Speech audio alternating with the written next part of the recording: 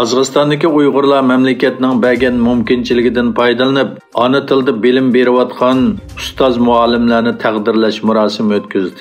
Qozog'iston Uyg'urlarning Cumhuriyetlik Etno-madaniyat markazi jamiyatlik birlashmasi Qozog'iston bo'yicha o'tkaziladigan muallimlar kuni munosabati bilan Cumhuriyetlik do'stlik uyida o'qitish Uyg'ur tilida yurgizilayotgan maktablar bilan hamkorlashish shtabi, ya'ni ona tililik markazi bilan birlikda muallimga madhiya nomli tantanalik murosim o'tkazdi.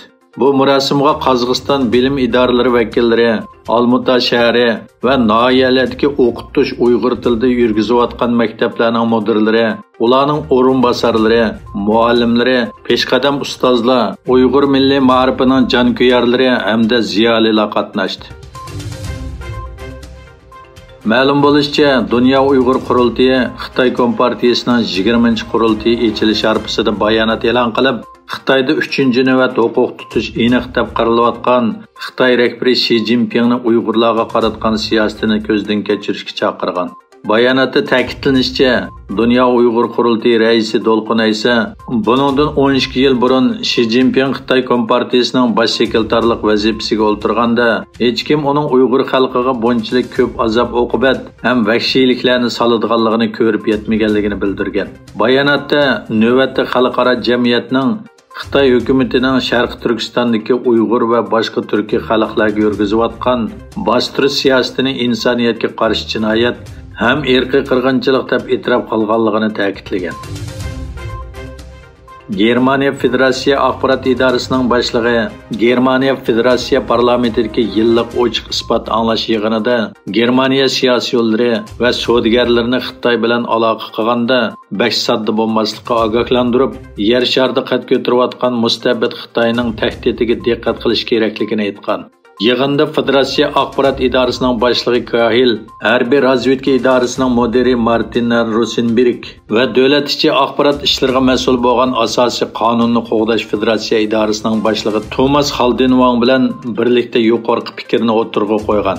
3 istixborot organining boshlig'ining hammasi isbot anglash yig'inida Xitoy elib kelgan tahdid haqida alohida ogohlantirib, Germaniya va Rossiyaning navbatdagi vaziyatini muzokara qilgan.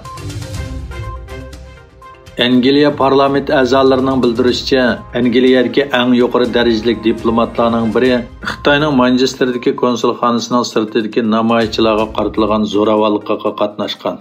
Angliya parlament a'zosi Alicia Kearney 18-yil Avom palatasida parlament a'zolariga biz Xitoy bosh konsulining lozunkalarni yirtib, tinch namoyishchilarni qo'g'ilganligini ko'rdik degan.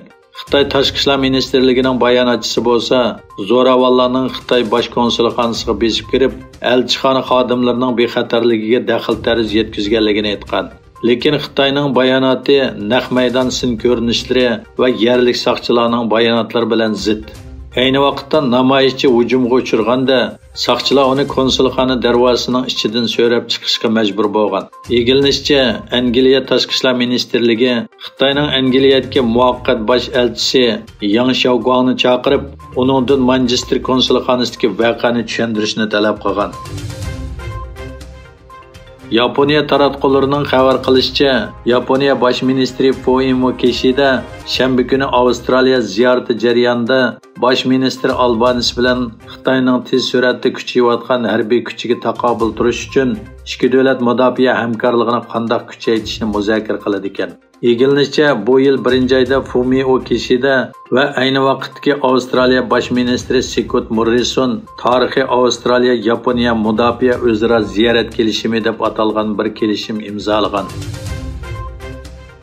Fransiya prezidenti Emmanuel Macron Parijdagi cho'ng masjidning 100 yilligini tabriklash faoliyatiga qatnashdi. Macron Fransiyadagi musulmonlarga o'chmanlik va ishonmaslikka yo'l qo'ymaydiganligini aytdi va bir taraf fransuzlar, yana bir taraf musulmonlar deydigan bir ish yo'q dedi.